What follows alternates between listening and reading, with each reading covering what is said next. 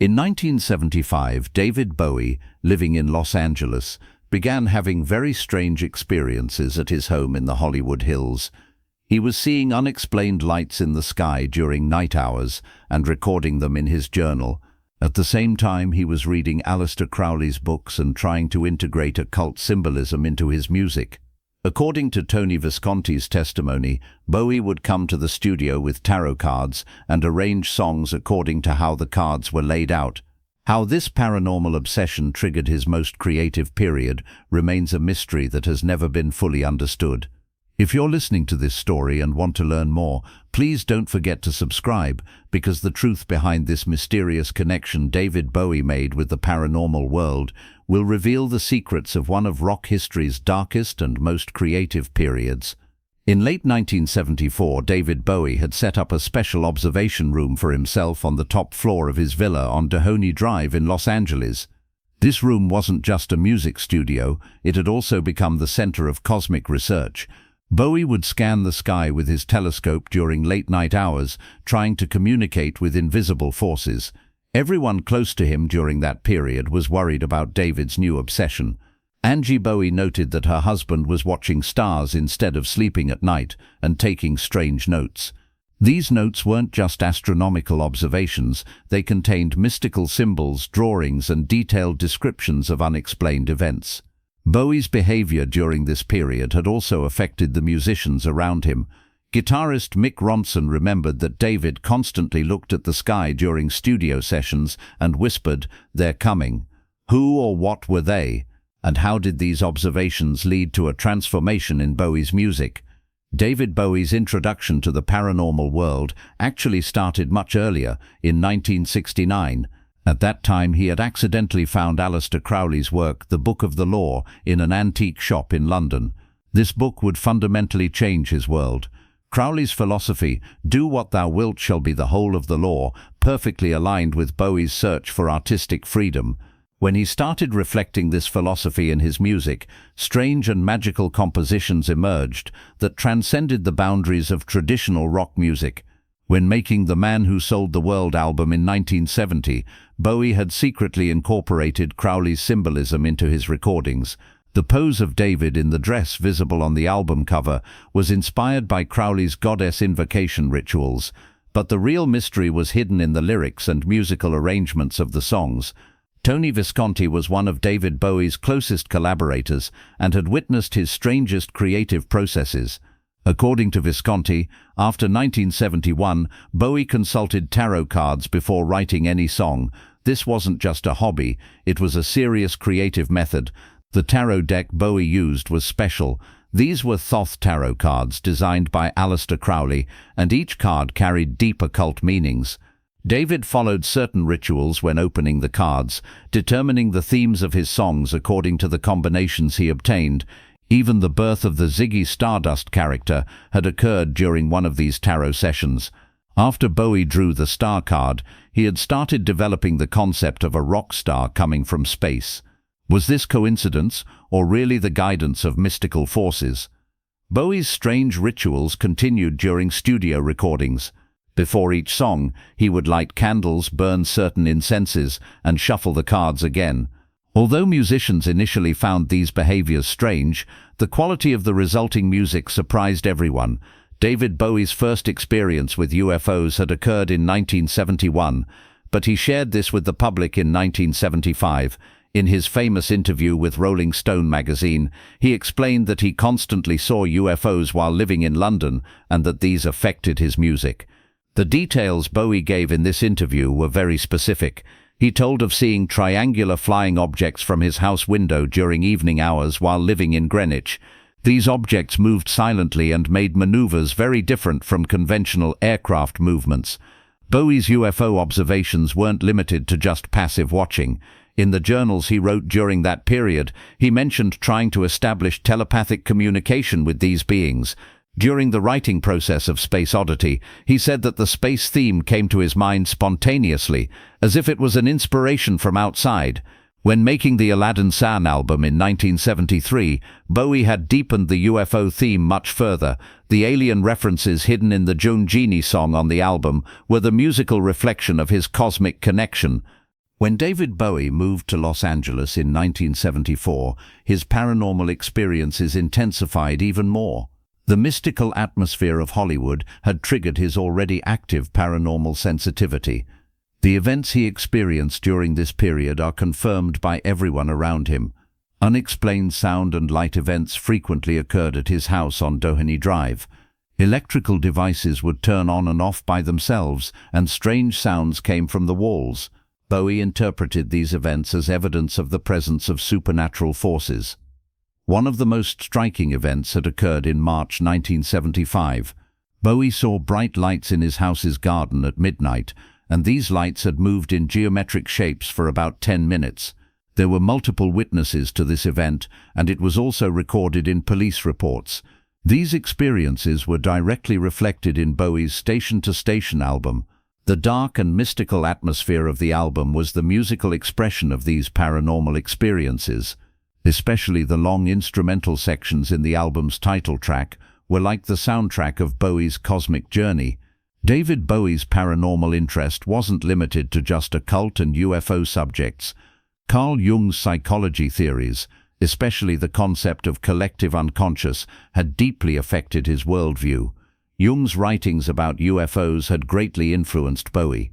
Jung had suggested that the UFO phenomenon might be a reflection of the collective unconscious. This theory had helped Bowie understand his own experiences. Another Jung concept that Bowie frequently referred to during this period was anima and animus. The balance of male and female energies formed the foundation of his androgynous stage personality. He used various meditation and visualization techniques to achieve this balance. The Thin White Duke character was also inspired by Jung's shadow self theory. Bowie said he was in the process of facing his own dark sides when creating this character. According to Tony Visconti's memories, David Bowie's studio sessions were very different from ordinary recording sessions, especially during the making of The Man Who Sold the World and Hunky Dory albums. Unexplained events were happening in the studio. During recording, electronic equipment would turn on and off by themselves, strange sounds were recorded, and sometimes whispers with no explanation were heard in the recordings. Bowie described these events as studio spirits and tried to collaborate with them. The most striking event had occurred during the recording of The Width of a Circle. During the instrumental section of the song, additional instrument sounds that no one was playing had been recorded. These sounds were so clear that everyone at the mixing console had heard them, but the source was never found. Bowie accepted these kinds of events as a natural part of his music. For him, paranormal forces were indispensable partners of the creative process. Another important dimension of David Bowie's paranormal pursuits was his astrology studies. In the early 1970s, he had met Patrick Walker, a professional astrologer, and started taking astrology lessons from him. Bowie didn't use astrology just for personality analysis. He determined album release dates, concert schedules, and even the themes of song lyrics according to astrological calculations. He had even created a birth chart for the Ziggy Stardust character. These astrological calculations explained the timing of important turning points in Bowie's career. Coincidences like Space Oddity being released before the Apollo 11 mission and Heroes album being written years before the fall of the Berlin Wall were actually the results of astrological calculations. The strong positions of Uranus and Neptune in Bowie's birth chart were seen as the astrological explanation of his paranormal abilities. To deepen his paranormal experiences, David Bowie had learned various meditation and visualization techniques. By reading books about Tibetan Buddhism, he practiced consciousness expansion applications. Bowie, who meditated for at least 1 hour every day, said that he experienced various vision and intuition experiences during these practices. He said that he received insights about the future during these experiences and reflected them in his music. The apocalyptic themes in the Diamond Dogs album were inspired by the visions and dreams Bowie saw during meditation. In these visions, he had seen future dystopian worlds and turned them into musical stories. He also used visualization techniques in his stage performances. Before each concert, he would meditate until he felt connected to cosmic forces. During his time in Los Angeles, David Bowie had become part of Hollywood's secret circle, interested in paranormal activities. One of the leading figures of this group was Dennis Hopper, and the two had become very close friends. At special gatherings held at Hopper's house, séance and channeling sessions were conducted with the participation of famous names. Bowie claimed that he communicated with various spirit guides during these sessions.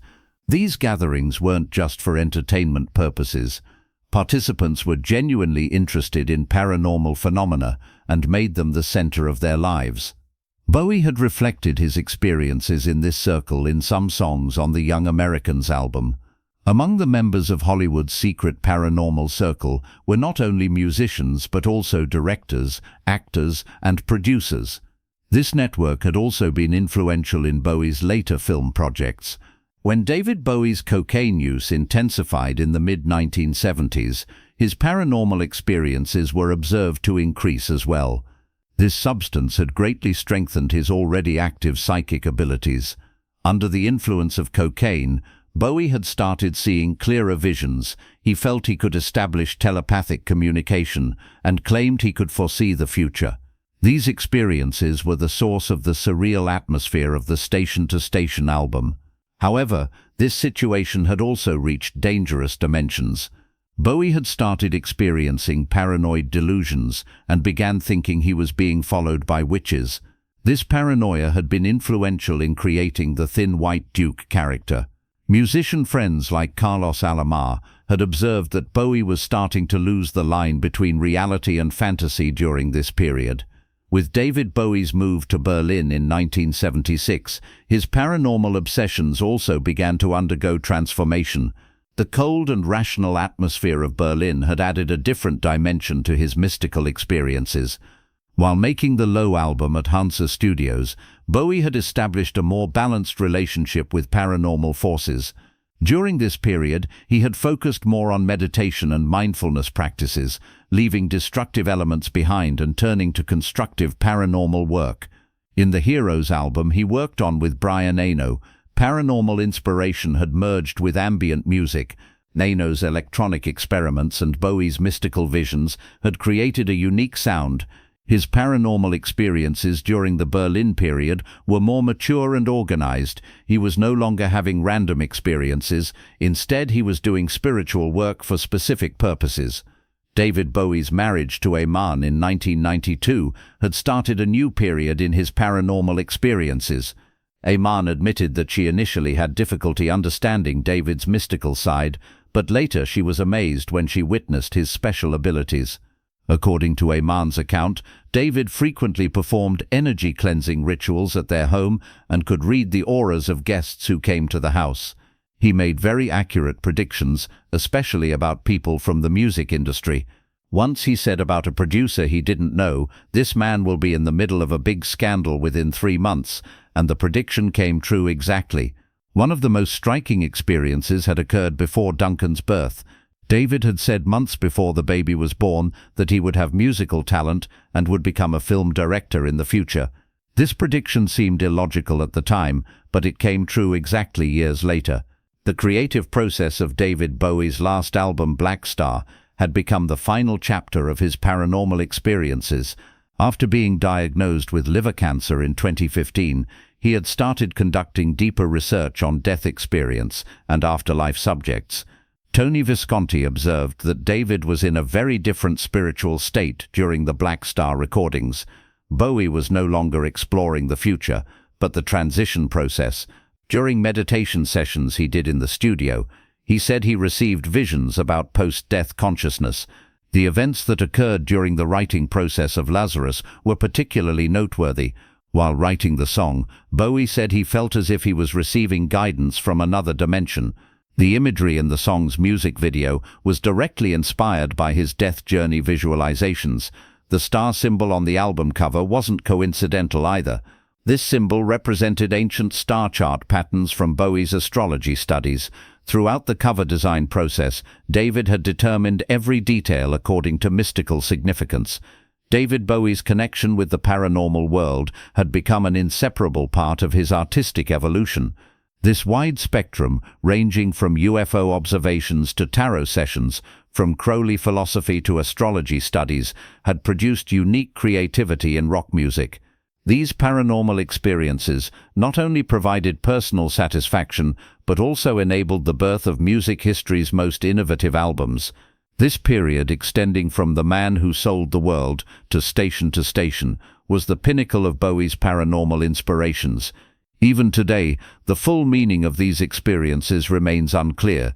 Did Bowie really have psychic abilities, or was this just part of an exceptional creative process? This question may never be fully answered, but the musical legacy he left behind will continue to be the perfect example of a door opened from the paranormal world to the artistic world.